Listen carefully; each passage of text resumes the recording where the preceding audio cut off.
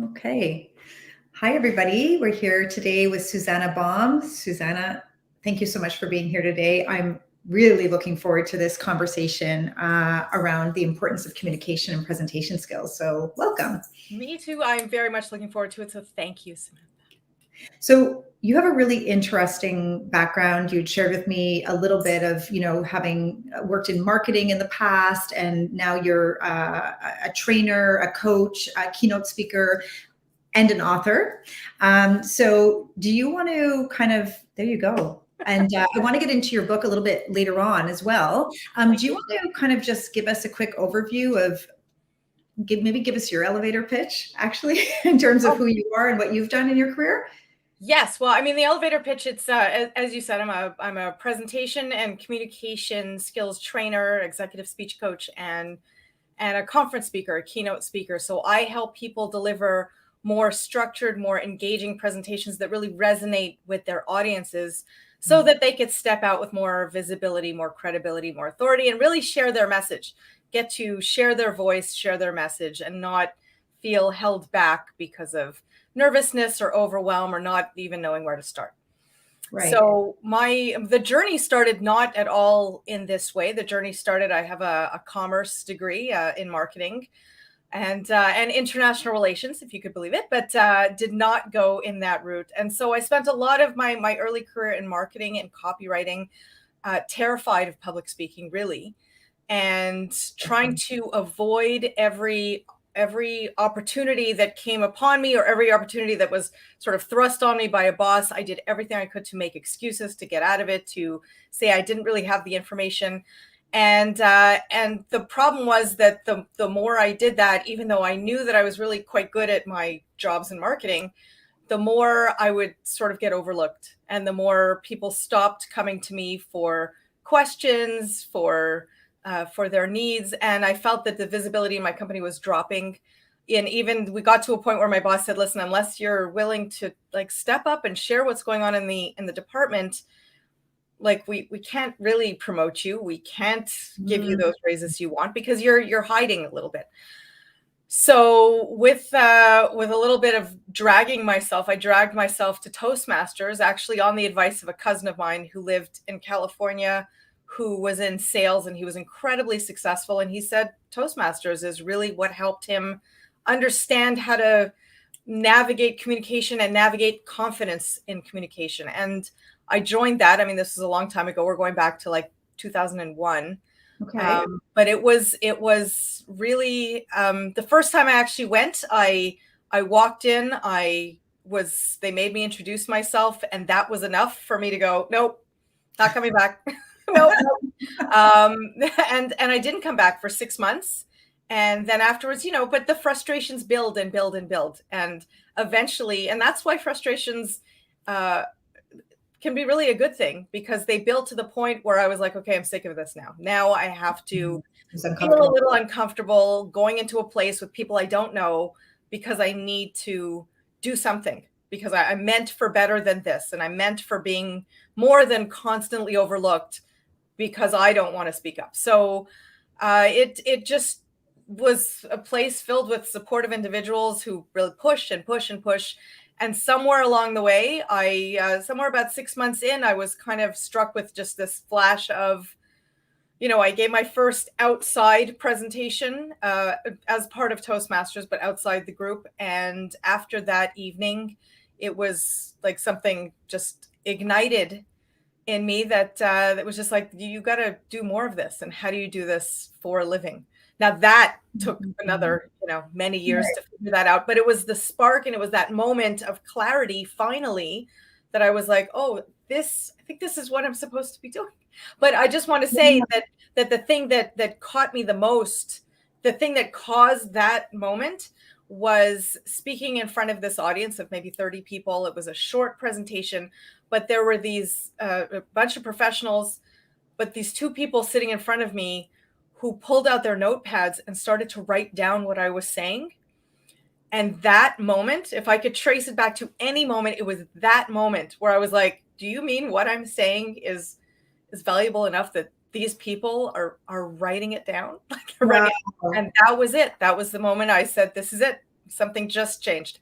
But I find it so interesting, and thanks for being vulnerable and sharing that experience, really that experience in terms of, maybe being overlooked for promotions, because I think that's something that happens to a lot of people. It certainly happens in recruitment, right? When candidates, even at the senior level, when they're being interviewed, well, probably especially at the senior level, if they cannot be concise and to the point and articulate their accomplishments or highlight certain situations, they will be overlooked for certain key roles, because the feeling will be that they're unable to get their thoughts across or to motivate a team to the degree that the organization requires it. So I think that's so interesting. Yeah, well, the question at interviews when people say, well, tell me about yourself, and that's not necessarily licensed to just go talking about yourself for 5 minutes. It really, or 10 minutes or 15 minutes. They want to know about you for sure, but they also want to know, well, how will you fit into their world? What do you know about their world? What do you know about them as a company, and how you can integrate into their culture and their world? So I think that's one thing that I hear a lot, is even with some of my clients who are on the interview trail, that sometimes they present these big PowerPoints because they are higher level executives. They present these PowerPoints because someone said, I'll give you a half an hour. And they're like, well, I have to tell them everything that I've done, everything that I've accomplished, what I'm doing now. And it's a lot of information that doesn't get them the result of a callback. Right. And that's what we want. What is the result? We need a callback. We want someone to be interested, but just talking about yourself, straight yourself, isn't actually the way to get to the key of what they need to hear as well, which is how are you and your skills going to fit into who we are. And I find it interesting too, even when we think back to communicating your experience in a resume, for example, people have the tendency of kind of vomiting out this laundry list of this is everything I did. And every resume looks the same. It's just bullet point after bullet point after, versus this is what I was hired to do. And these were my accomplishments, right? And kind of backing it up with numbers, right? Reduce, X by Y and increase this by that. And so they're not necessarily doing that. So I find that, well, let me share here. I want to share some stats that I had shared with you previously, but maybe some folks here would be interested. So according to expertmarket.com, 86% of corporate executives, educators, and employees cite ineffective communication and poor collaboration as reasons for failures in the workplace, right? So I'm going to share 4 stats. Employees who feel their voice is heard in the workplace are almost 5 times more likely to feel empowered to deliver their best work. And maybe you can comment on this after. Yep. 28% of employees cite poor communication as a reason for not being able to deliver work on time. I think that's really important. And this, communications barriers could be costing businesses around $37 billion a year. Now, keep in mind, these are US stats, and this was pre-pandemic. So I think the numbers have just gone up, right? But certainly, I see it like even in training, right? Like if you go to, I don't know, your local, let's just say, coffee shop. I went the other day and I was waiting at the drive-through, and the person came on the speaker and said, yeah, hello. I'm like, am I calling your home? I'm like, hi, what happened to, hi, welcome to, can I take your order? And so to me, that was like a training piece. It's so important in terms of how you're communicating with your customers. Like, I just wanted to drive off. Where am I? Huge pain. Hi. Yeah. So what do you think about some of the stats that I shared? Like what's kind of, what are your thoughts? So let's look at the idea of communication, poor communication being a barrier to success, a barrier to other people being able to complete their projects. Because we're not only looking at they're not presenting or explaining things clearly enough, although that is obviously one of the issues, is what is that, what do you need to get across to the audience? What is that 1 or 2 critical pieces of information? Because one huge problem is just, number 1, too much information. Like, here's the laundry list. Like you said, I'm just going to vomit all of the information you need to know. So one common problem with a lot of my clients, and even not with my clients, which is why I think it's a bigger problem, because we fix that with my clients, but it is so easy to present data, right? It is easy. You stand up, you drop this information on your audience. Here's what I want to tell you, point, data, statistic, information, data.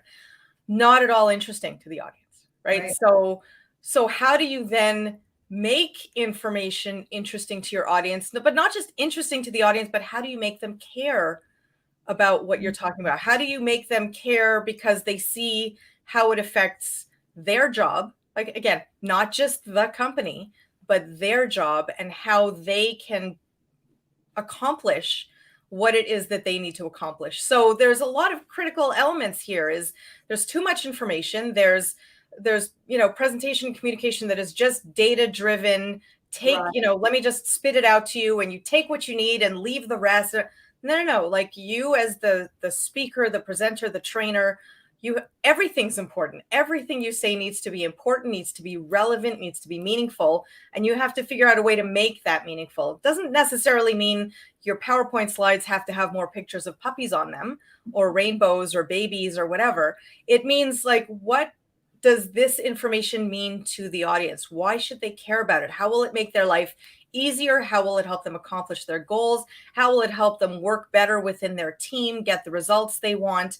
And also the results that people want are varied, because every audience, people, like, we can't always assume that you're sitting in front of an audience who wants results. Everybody wants it. No, some people, what does the result look like?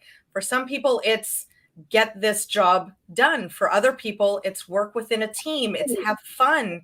Or how do I fit in? How does my department fit into this big picture, right? So you and I had spoken last week or whatever it was about, so I had shared that we had a client years ago, a Fortune 100 company. We were sourcing out a VP of finance for them. And this client had said, what makes our organization work well is the fact that the finance department is able to get the numbers to talk. They tell a story. So we can't bring somebody in to lead the finance team who isn't able to coach their people on that, but also who they need to be able to really demystify. So what does that number mean? And why, to your point, why should we care? So even if whether you're talking to, the CEO, or you're speaking with internal or external stakeholders, or the receptionist, in terms of, hey, this is what this number really means. Let's unbox that, and let me tell you a story around what that number means. Then it becomes more captivating, and people are able to retain that information in a different way.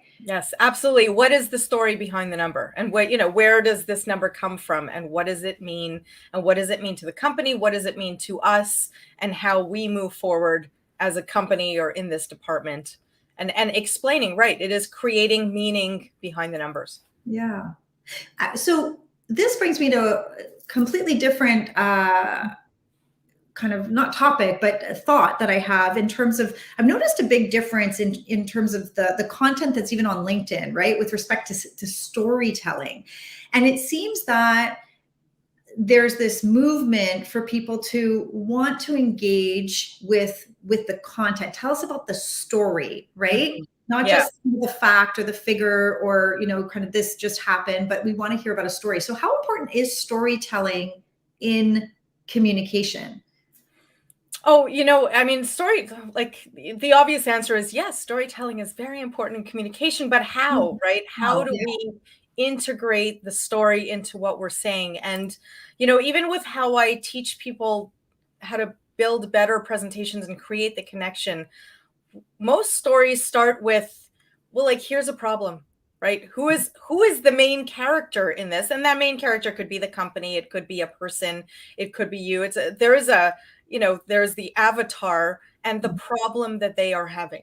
And it kind of has to start like that, where we really dig into, what is the problem? Why is it a problem? What is the result of this problem? So that we can create that connection with our listeners, so that they can relate to the problem. They could see why this is a problem. They could see the emotional undercurrents of it, even, because in going straight to a solution, we don't have any connection to what is the outcome of a problem. So really, with any presentation, we hear the concept of, what are your pain points? But really, what are the pain points? So if we're talking about, for example, your customer has a problem, or even your company, and what problem does your company solve? Well, that's great, they solve the problem, but we really have to get underneath and dig out, what is the problem? Why is this a problem? What happens as a result of this problem, so that we can really then examine the solution and everyone's on board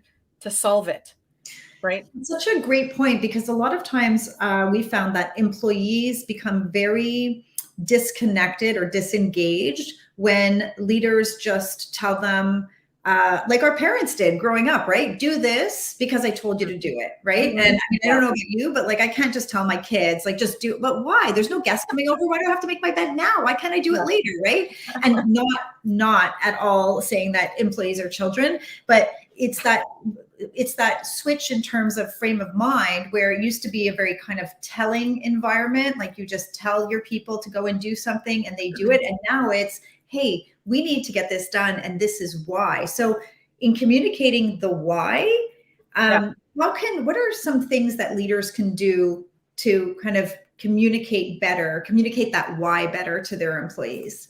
Well, it's and I will answer that question, but it reminds me of one of my customers who actually made it into a case study in my book, who was this super successful, was a large multinational company.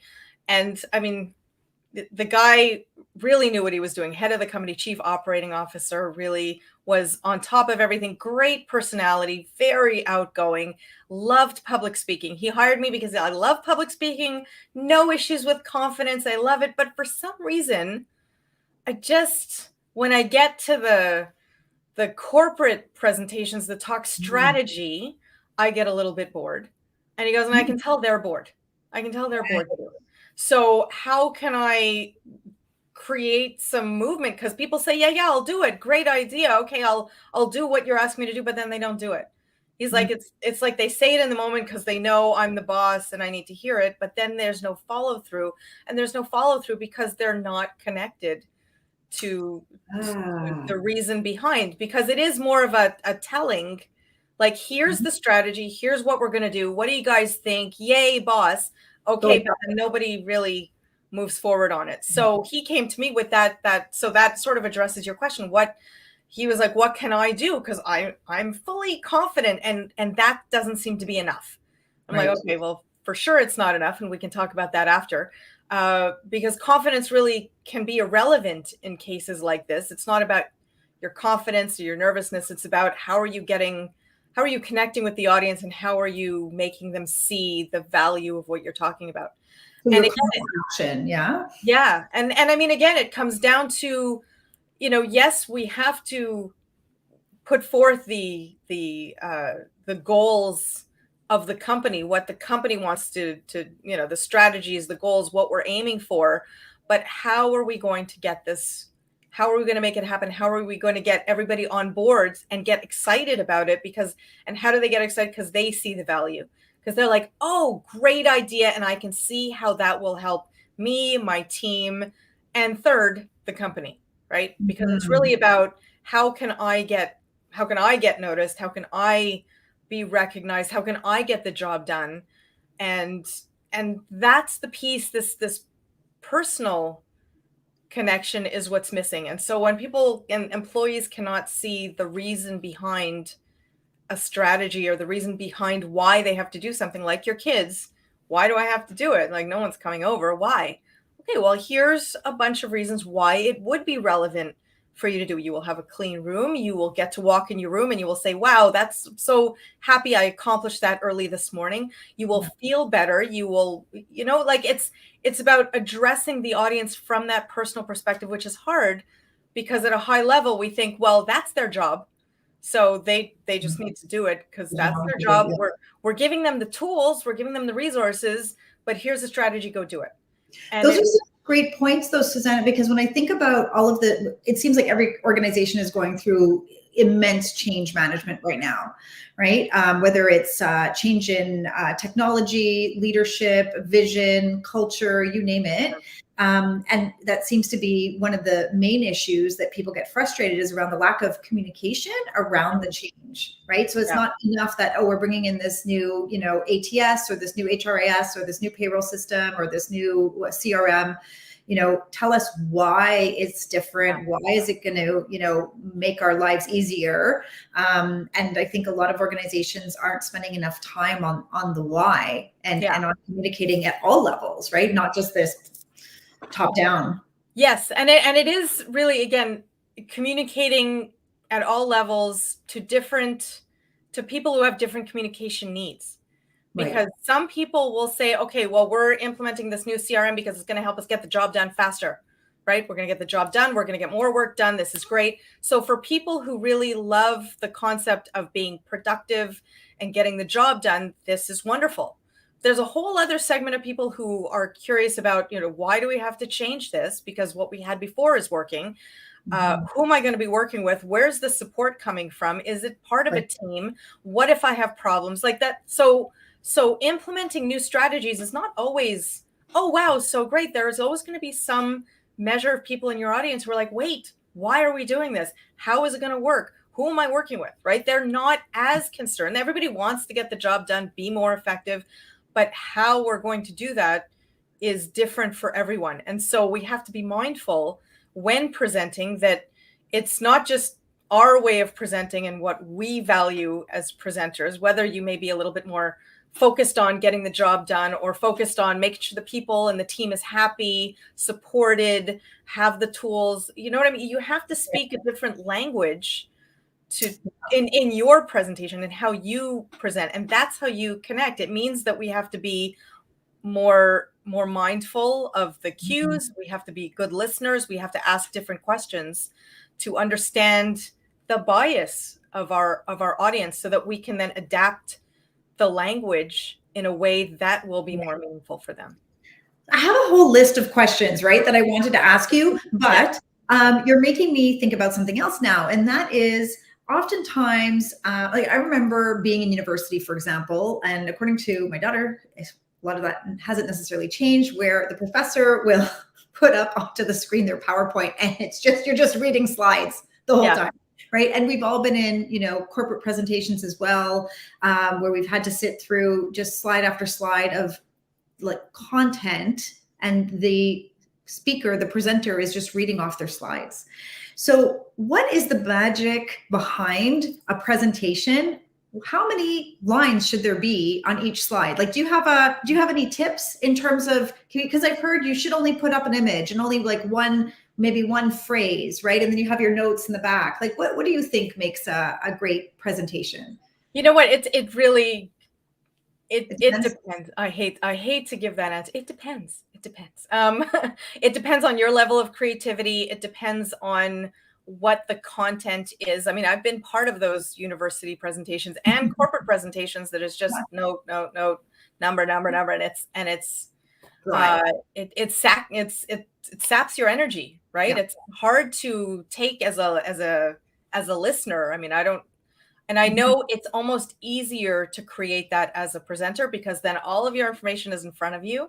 You don't have to remember anything. You just read off and get your presentation over with. But that's, again, what is the priority? Is it to stand up at the front of the room and regurgitate what's on a slide? Or is it to get a message across to your audience in a way that is engaging to them, right? And doing that, it's a conscious, I feel like it's almost a conscious choice. The easiest solution is, yes, fill up your PowerPoint slides and just go, but you'll lose your audience. And then it's wasted time for everyone. It's wasted time for you, the speaker who's done it. It's wasted time for the audience. So, I mean, there are some best practices, but in terms of how many slides, some people will say 35 point, it should be a minimum of 35 point font size.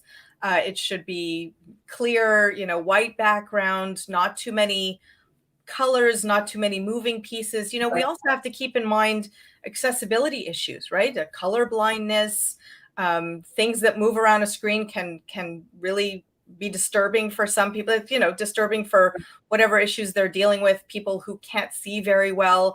Like, we have to be mindful of these accessibility issues, but at the same time mindful that too much information on a slide is just not good. Your audience will read it. You'll read it. It's boring. Too many.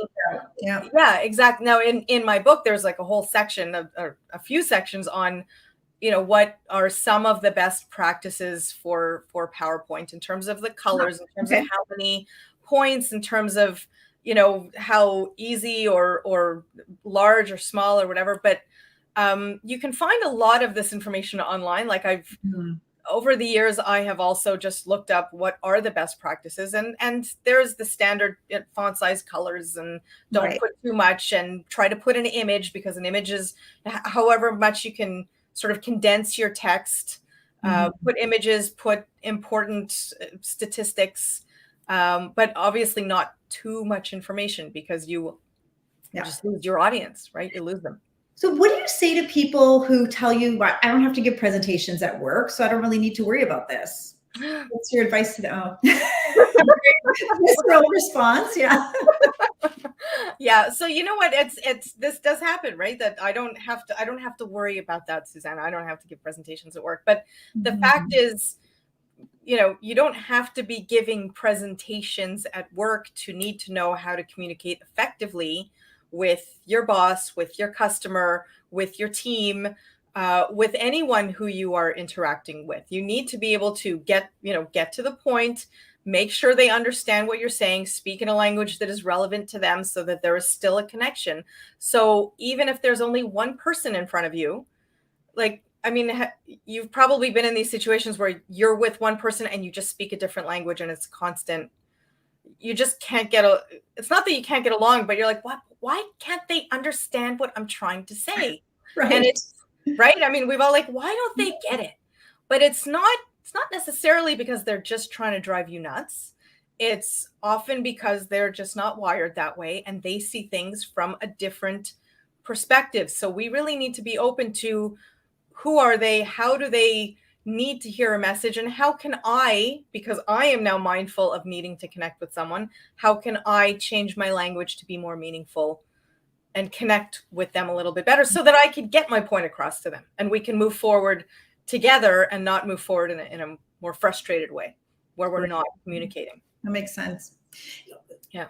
There's always the situation where people are in a team meeting and they want to speak up and they want to share a point, and maybe it's on their mind, and then somebody else in the meeting shares the point that they wanted to make, and they think, why didn't I do that? Why didn't I? Right. So 2 questions for you. Is confidence enough to be able to speak up? And how do you get over the jitters of being able to speak up in a meeting if you're just not somebody who's comfortable speaking in front of others in that way? Okay. So the first thing, the jitters, you may actually never really get over the jitters. Like, the jitters sometimes are there, depending on what group you're in front of. They can hit you differently, right? You may be in front of one group and you feel fine, and then you hit another group and there's that one person who just makes you nervous, and then you have jitters. So it's not, we can't ever expect to go into a situation thinking, okay, I have mastered my nerves. Let's take the blue pill, the red pill. I'm going to just take the blue pill that cures me of all confidence issues. So it's really a matter of how do we manage it and prepare, assuming that we may still feel nervous about things. We still may not have optimal confidence, but push ourselves still to speak up, because we need to share our expertise. Everybody has this unique, the expertise, the insights to really create value. And it is so frustrating when you're the one in the audience going, okay, I'm not, or in the meeting, I'm not going to say it. They're going to think I'm an idiot. Like, no, it's a dumb question. It's a dumb statement. And someone else says it. And you're like, ugh. Yeah. Like, that was my moment. That's a great question. I'm so glad you asked it. Like, that was my moment to be the person asking the great question. Yeah. But but we lose it. We have like a minute left, and we've got a couple of questions that have come up. Well, actually, one in particular. So Sophie is saying, she's asking, any tips on reading the room in a digital setting? Love that. How do you read the room? Yeah. So you know what? That's a great question. Great question, Sophie. It is tough, right? When you're virtual and then all these faces pop up, and how can you read the room? Especially because many people will watch your presentation with a blank face. Right? They're just blank. So how can you read the room? You can't always read the room. I mean, there's no magic thing to be able to understand what they're thinking and what they're feeling. So really your best bet is to do as much research as you can beforehand, so that you can understand this not about the audience, because again, we may not always know who's coming in to the room, but we can understand our topic and how different people may interact and how they may feel about the topic and your expertise or whatever it is, whatever insight you're sharing, to understand the different problems people may have, the different blocks they may have, so that you could speak about your topic in a way, in a several different ways and several different approaches, to try to really create that connection with the group of, either people who are watching you with blank faces, or they're behind a black screen because they don't even turn their camera on. The best you can do then is really focus on the message and create a lot of different aspects of the message that really can address different needs. Fantastic. We're out of time. 30 minutes and 31 seconds. That went so fast. Suzannah, how do we get a copy of your book, by the way? This book? Yeah, this book. Yeah. This is the author copy. That's why there's a little band over here that is not for resale, because it's almost for sale. Is it online? Where do we go? It is almost online. Almost. You could, on my website, there will be a new page on my website very shortly. If you just go to SuzannahBaum.com, I will make it fairly obvious. Again, you're reaching me at a time we're weeks away from it. So we're just building all of the pages. The pre-sale of the books is starting on September 22nd, which I will plaster that all over my social media. And check your website. Exactly. And then the launch is October 13th, the official launch. It's going to be on Amazon. It's, again, going to be all over my social media. There it is, on my website. Thank you so much for your time. This was really so informative. I really appreciate it. And thank you. And best of luck with the book sales, and congratulations on that. Thank you. Thank you so much, Samantha. This was wonderful. Thank you for inviting me. Thanks for your time. Bye, everybody. Yay.